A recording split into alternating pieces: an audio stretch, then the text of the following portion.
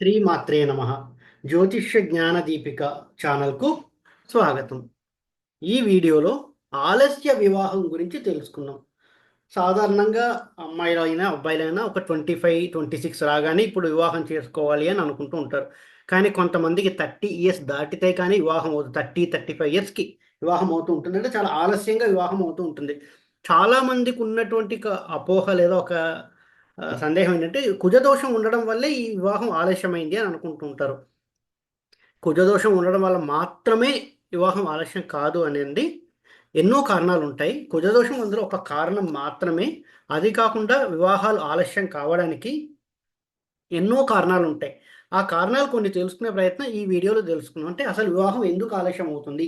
30 years దాటితే కానీ కొంతమంది వివాహం అవ్వదు. కొంతమందికి టైంలో 25-26 ఏజ్లో వివాహం అయిపోతుంది. అబ్బాయిలైనా అమ్మాయిలైనా కూడా. కానీ కొంతమందికి 30 దాటాల్సి వస్తుంది. అలా అసలు ఎందుకు? కారణాలు ఏంటి అనేవి ఈ వీడియోలో తెలుసుకునే ప్రయత్నం చేద్దాం. ముఖ్యంగా చూడాల్సిన వివాహానికి సప్తమ భావం. సప్తమ భావం చాలా ముఖ్యం. సప్తమ భావం బాలేకపోతేనో లేక ఇది ఇబ్బంది పడితేనే వివాహం ఆలస్యం అవ్వడం అనేది జరుగుతూ ఉంటుంది. సో లగ్నం నుంచి కానీ, చంద్రుడి నుంచి కానీ, శుక్రుడి నుంచి కానీ, మూడండి చూడాల్సిన. లగ్నాత్, చంద్రాత్, శుక్రాత్. లగ్నం నుంచి లేదా చంద్రుడి నుంచి లేదా శుక్రుడి నుంచి సప్తమంలో పాపగ్రహాలు ఉంటే వివాహం ఆలస్యం అయ్యే అవకాశం చాలా ఎక్కువగా ఉంటుంది. లగ్నాత్ సప్తమంలో లేదా చంద్రాత్ సప్తమంలో లేదా శుక్రుడి నుంచి సప్తమంలో ఆ పాపగ్రహాలు ఉంటే వివాహం ఆలస్యం అవుతుంది. అంతేకాకుండా సప్తమాధిపతితో శని కలిసి ఉన్న లేదా పాపగ్రహం కలిసి ఉన్న అంటే ఆ లగ్నానికి పాపులై ఉండాలి. ఆ లగ్నానికి పాపులై వాళ్ళతో సప్తమాధిపతి కలిసి ఉన్నా కూడా వివాహం ఆలస్యం అయ్యడానికి చాలా ఎక్కువగా అవకాశాలు ఉంటాయి. సప్తమాధిపతికి శనితో కానీ ఆ లగ్నానికి పాపగ్రహాలతో కలిసి ఉంటే రాహువు కావచ్చు, శని కావచ్చు, కుజుడు కావచ్చు చూడాలి. కలిసి ఉంటే వివాహం ఆలస్యం అయ్యే అవకాశం ఎక్కువగా ఉంటుంది. శనితో కలిస్తే మాత్రం వివాహం ఆలస్యం ఎక్కువగా అవుతూ ఉంటుంది. బట్ అదే రెట్రోగ్రేడ్ శని అయితే మాత్రం ఎర్లీ మ్యారేజెస్ అయిపోతూ ఉంటాయి. చాలా తొందరగా మ్యారేజ్ అవుతూ ఉంటుంది. సప్తమాధిపతికి లేదా సప్తమానికి పాపకర్తరి యోగం పట్టడం అంటే ఏంటంటే సప్తమాధిపతి ఒక భావంలో ఉన్నాడు. ఆ ముందు భావంలోనూ వెనక భావంలోనూ పాపగ్రహాలు ఉండడం.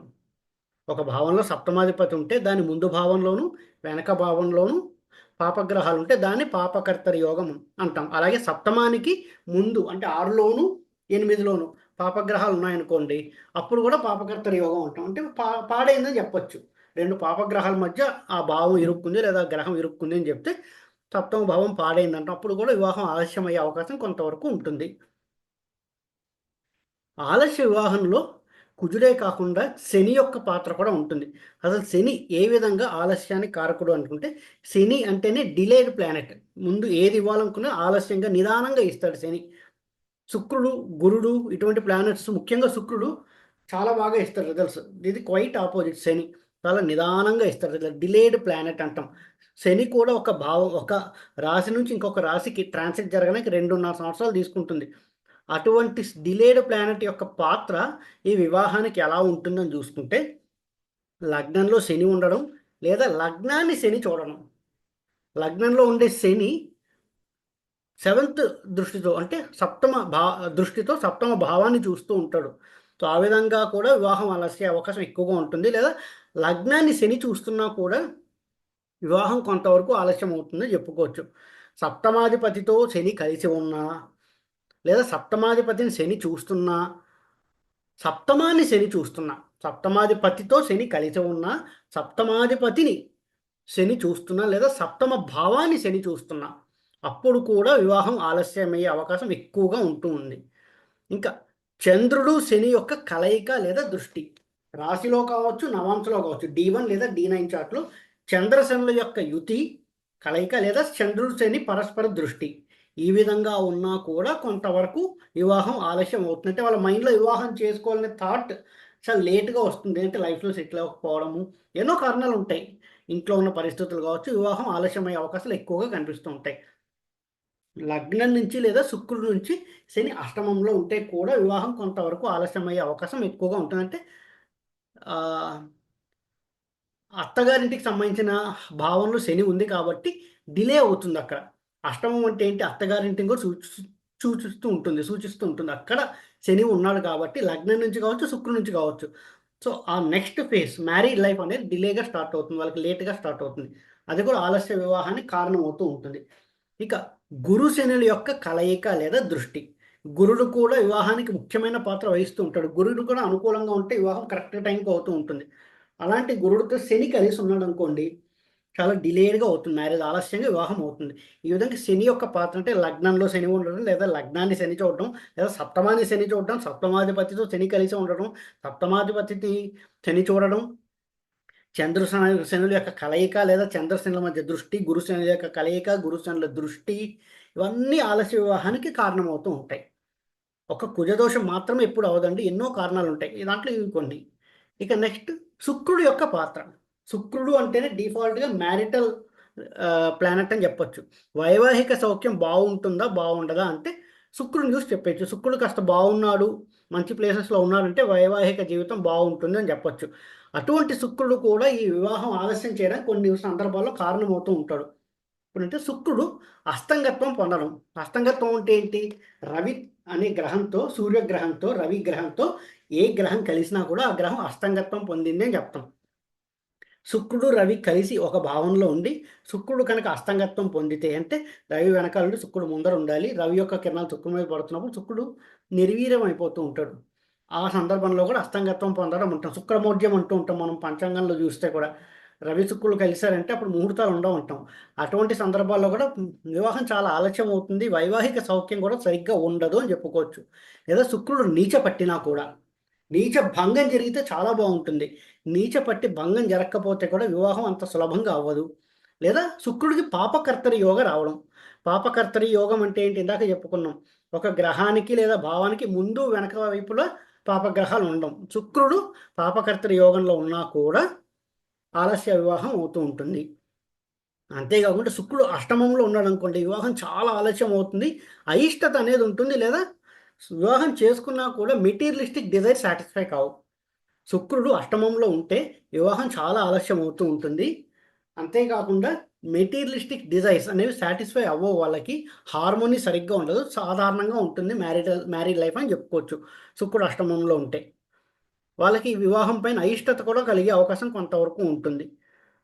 అంతేకాకుండా రాశి లేదా నవాంశ శుక్రుడు నీచ పొందాడు అనుకో, అప్పుడు కూడా వివాహం ఆలస్యం అవుతుంది. లేదా వివాహం మీద వాళ్ళకి ఇష్టం లేకపోవడం అనేది ఉంటుంది. వివాహం ఏం చేసుకుంటానులే, ఈ పెళ్ళి బాధ్యతలు నాకు వద్దు అనేటువంటి వే ఆఫ్ థింకింగ్ ఉంటుంది వాళ్ళకి. కొంతమందిని చూసామంటే 100లో ఒకళ్ళు, ఒక 1000లో ఒకళ్ళు ఇద్దరు నాకు పెళ్ళొద్దు, నాకు పెళ్ళొద్దు, నేను ఏదో చేసుకుంటూ ఉంటా అంటారు. అటువంటి వాళ్ళకి శుక్రుడిని చూడాలి. శుక్రుడు కనుక రాశిలో కానీ నవాంశలో కానీ నీచ పట్టాడు అనుకోండి, అప్పుడు పెళ్లి పైన అయిష్టత కలుగుతూ ఉంటుంది. లేదా పెళ్లి చేసుకోవాలనుకున్న పెళ్లి సంబంధాలు కుదరకపోవడము. అంతేకాకుండా వీళ్ళకి వివాహం చేసుకున్నా కూడా మెటీరియలిస్టిక్ డిజైర్ సాటిస్ఫై చేసేటువంటి ఆలోచన లేకపోవడం, ఈ విధంగా ఉంటాయన్నమాట. ఇటువంటి కాంబినేషన్స్ అన్నీ వాటి కారణాలు అవుతూ ఉంటాయి. అంతేకాకుండా స్టెరైల్ భావం అయినటువంటి సింహరాశిలో శుక్రుడు ఉండడం. స్టెరైల్ భావం అంటే సింహరాశి, అక్కడ శుక్రుడు ఉన్నా కూడా, లేదా మకర కుంభాలలో శుక్రుడు ఉన్నా అప్పుడు వివాహం ఆలస్యం అవుతూ ఉంటుంది. మకర కుంభాలంటే శని యొక్క ఇల్లు. సో అక్కడ శుక్రుడు ఉంటే వివాహం ఆలస్యం అవుతుంది. అంతేకాకుండా స్టెరైల్ రాశి అయినటువంటి సింహరాశిలో కూడా శుక్రుడు ఉంటే వివాహం ఆలస్యం అవుతూ ఉంటుంది. ఇందాక శని యొక్క పాత్ర చూసాం, ఇప్పుడు శుక్రుడి యొక్క పాత్ర చూసాం.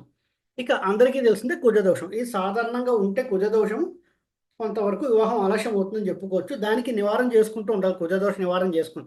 చాలామంది ఏమనుకుంటారంటే ఒకసారి కుజదోష నివారణ చేసేసుకున్నాము, అమ్మయ్య ఇంక మాకు అంతా అయిపోయింది అనుకుంటారు. అలా కాదండి. కుజదోష నివారణ చేసినా కూడా ప్రతి మంగళవారం వాళ్ళు నిష్టగా సుబ్రహ్మణ్యేశ్వర స్వామికి పూజ చేయాలి. ప్రతి మంగళవారం నిష్టగా పూజ చేయాలి సుబ్రహ్మణ్యేశ్వర స్వామికి. అప్పుడు ఆ కుజదోష నివారణ యొక్క చేసిన పూజ యొక్క ఫలితం సంపూర్ణంగా లభిస్తుంది. చాలామంది ఆ పూజలు చేసేసి ఓ ఇక్కడితో నాకు దోషం నివారణ అయిపోయింది, ఇంకా నేను హాయిగా ఉండొచ్చు. అది కుజదోషం అనే కాదు, ఏదైనా కూడా. నేను ఏ వీడియోలో చెప్పిన, ఇంతకుముందు చెప్పిన కాలసర్ప సంబంధించిన వీడియోలో కూడా చెప్తూ ఉంటాను. ఎప్పుడైనా సరే కొన్ని పూజలు మన శాంతి కోసం చేయించుకుంటాం. కుజదోషం కావచ్చు, ఏదైనా దోష నివారణ కోసం గుడిలోకి వెళ్ళో, లేక ఇంటికి ఒక ప్రీస్ట్ని, పురోహితుని ఇన్వైట్ చేసి ఇంట్లో అయినా చేయిస్తుంటాం కుజదోషానికి వాటికి. తర్వాత ప్రతి మంగళవారం నిష్టగా సుబ్రహ్మణ్యేశ్వర స్వామికి చేయడం, లేదా నాగప్రతిమకు కూడా పూజ చేసుకుంటూ ఉండాలి. ఈ విధంగా చేస్తే కుజదోషం యొక్క తీవ్రత తగ్గిపోతుంది. అంతేగాని ఇది not a one time solution కాదండి. అది గ్రహాల సందర్భంలో పుట్టాం అక్కడే ఉంటాయి. సో మనం ఎప్పుడూ చేసుకుంటూ ఉండాలి. సో కుజదోషం ఉన్నా కూడా వివాహం ఆలస్యం అవుతుంది. అంటే లగ్నం నుంచి 2, 7, 8, 12 కుజుడు ఉండడం, లేదా చంద్రుడి నుంచి 2, 7, 8, 12 కుజుడు ఉండడం, లేదా శుక్రుడి నుంచి 2, 7, 8, 12 కుజుడు ఉండడం. ఏ విధంగా ఉన్నా కూడా కుజదోషం అనేది ఉంటుంది. చాలామంది చెప్తూ ఉంటారు ఇది కుజుడు యొక్క సొంత ఇల్లు, సో కుజదోషం ఉండదు, కుజుడు రచ్చ పొందారు ఉండదు కుజదోషం అనుకుంటూ ఉంటారు. పాజిటివ్‌గా ఉంటుందండి. అంటే భార్యాభర్తల మధ్య ఎడబాటు అనేది వస్తుంది. జనరల్‌గా కుజదోషం ఉంటే గనక. ఇది ఆలస్య వివాహానికి సంబంధించిన వీడియో కాబట్టి ఎక్కువగా ఇక్కడ స్ట్రెస్ చేయట్లేదు. బట్ కుజదోషం ఏంటంటే భార్యాభర్తల మధ్య హార్మోని దెబ్బతీస్తూ ఉంటుంది. ఎడబాటు తీసుకొస్తుంది. ఏ శత్రువింట్లోనో లేక నీచ పట్టిన చోట ఎక్కడో కుజుడు దోషం ఇచ్చాడనుకోండి, కొట్టుకుంటూ ఉంటారు. హార్మోనీ సరిగ్గా ఉండదు. ఎప్పుడు భార్యకి, భర్తకి మధ్య హార్మోనీ సరిగ్గా ఉండదు.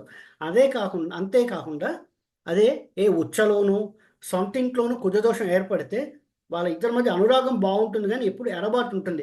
భర్తకి ట్రాన్స్‌ఫర్ వేరే చోట ఉండడం, అక్కడికి భార్యకి ట్రాన్స్‌ఫర్ అవ్వకపోవడం, లేదా భార్య వేరే ఊర్లో ఉండడం, భర్త అక్కడికి ఎన్ని ప్రయత్నాలు చేస్తున్నా ట్రాన్స్‌ఫర్ అవ్వలేకపోవడం. ఈ విధంగా కొన్ని జరుగుతూ ఉంటాయి. వాళ్ళిద్దరి మధ్య ప్రేమానురాగాలు బాగున్నా కూడా పాజిటివ్‌గా ఎడబాటు ఉంటుంది. అదే కుజుడు పాడయ్యి కుజదోషం ఇస్తే నెగిటివ్‌గా ఎడబాటు ఉంటుంది. ఎప్పుడు కీచులాటలు, మనశ్శాంతి లేకపోవడం, నాకొద్దని అమ్మాయి వెళ్ళిపోవడం పుట్టింటికి తరచుగా ఇలాంటివన్నీ జరుగుతూ ఉంటాయి. అదే పాజిటివ్‌గా ఉందనుకోండి, హార్మోనీ ఉంటుంది కానీ ఎడబాటు అనేది ఏదో చదువుకోవడానికి ఒక ఊరెళ్తుంది అమ్మాయి. ఒక 4 ఏళ్ల తర్వాత వస్తుంది.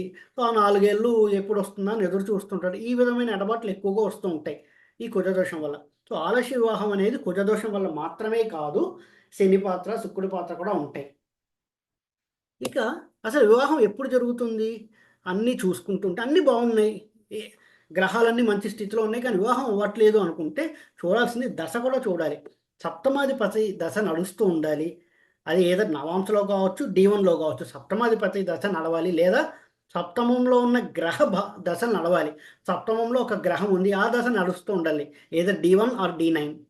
అంతేకాకుండా సప్తమాధిపతిని వీక్షిస్తున్న గ్రహ దశలు, లేదా నవాంశలో కానీ రాశిలో కానీ సప్తమానికి సంబంధం ఉన్న గ్రహ దశలు ఇవన్నీ D1, D9 2 చూసుకోవాలి. సప్తమాధిపతి ఉన్న భావ గ్రహ దశ. సప్తమాధిపతి ఒక ఇంట్లో ఉన్నాడు. ధనుసు రాశిలో ఉన్నాడు అనుకుంటే గురు దశ నడుస్తూ ఉండాలి. సాధారణంగా పెళ్లి ఇచ్చేటటువంటివి శుక్ర మహాదశ మ్యారేజ్ ఇస్తుంది. గురు మహాదశ మ్యారేజ్ ఇస్తుంది. చంద్ర మహాదశ మ్యారేజ్ ఇస్తుంది. సప్తమాధిపతి దశ మ్యారేజ్ ఇస్తుంది. ఇక ఇవ్వనివంటే రవి మహాదశ అంత ఈజీగా మ్యారేజ్ ఇవ్వదు. అన్లెస్ అంటిల్ వాళ్ళకి సప్తమాధిపతి అయితే రవి మహాదశ, కుజ మహాదశ అంత ఈజీగా మ్యారేజ్ ఇవ్వవు. శుక్రుడు, గురుడు, చంద్రుడు, రాహువు కూడా మ్యారేజ్ ఇస్తూ ఉంటాడు. కరెక్ట్‌గా చూసుకోవాలి. రాహువు గాని కుటుంబ స్థానాలతో కానీ ఎక్కడైనా పడితే కూడా మ్యారేజ్ ఇస్తాడు.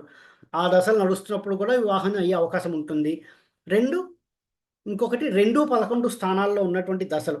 ద్వితీయాధిపతి, లాభాధిపతి దశలు లేదా ద్వితీయం ఉన్నటువంటి భావ గ్రహదశ, లాభాధిపతి ఉన్నట్టు భావ గ్రహదశ. ఈ దశల్లో కూడా వివాహాలు జరగడానికి ఎక్కువగా ఆస్కారాలు ఉంటాయి. ఈ దశలు కూడా చూసుకోవాలి. సపోజ్ అన్నీ బాగున్నాయి, శనితో సంబంధం లేదు, శుక్రుడు బాగున్నాడు, గురుడు బాగున్నాడు, చంద్రుడు బాగున్నాడు, కుజదోషం లేదు. కానీ దశ రావాలి. కనీసం గోచారంలో అయినా దశ రావాలి. అతనికి కరెక్ట్‌గా 26 ఏళ్ళు అమ్మాయే కావచ్చు, అమ్మాయికి అబ్బాయి కావచ్చు. 26 ఏళ్ళు వచ్చాయి, 27 ఏళ్ళు వచ్చాయి. పెళ్లి చేసుకుందాం అని అనిపించింది. అప్పుడు ఆ దశ వస్తే కనుక ఖచ్చితంగా జరిగిపోతుంది. ఆ గోచారంలో కానీ ఇది అది రాకపోతే కొంత ఆగాల్సొస్తుంది. ఒకసారి దశ స్టార్ట్ అయిందంటే టక్కన మ్యారేజ్ అయిపోతుంటుంది. సో, వివాహం ఆలస్యం కావడానికి ఏంటి కారణాలంటే, ఒకటి శనితో సంబంధం ఉండడం, లేదా శని పాడవడం, శుక్రుడితో సంబంధం, అలాగే కాకుండా కుజదోషము, లేదా మూడోది దశ.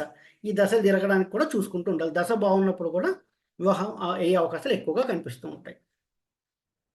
ఈ వీడియో కనుక మీకు నచ్చినట్టయితే లైక్ చేయండి. మీ ఫ్రెండ్స్ అందరితో షేర్ చేయండి. మరిన్ని వీడియో నోటిఫికేషన్స్ కోసం నా ఛానల్ సబ్స్క్రైబ్ చేసుకోండి.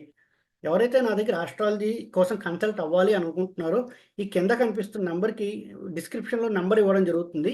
ఆ నంబర్‌ని కాంటాక్ట్ చేయండి. ఖచ్చితంగా వాట్సాప్‌లో కన్సల్టేషన్ తీసుకోవడం జరుగుతుంది. జ్యోతిష్యం ఎవరైతే నేర్చుకోవాలనుకుంటున్నారో వాళ్ళు కూడా అదే నంబర్‌కి కాంటాక్ట్ చేస్తే వాట్సాప్ ఆన్‌లైన్‌లో జ్యోతిష్యం నేర్పడం జరుగుతుంది. ఓం నమో నారాయణ.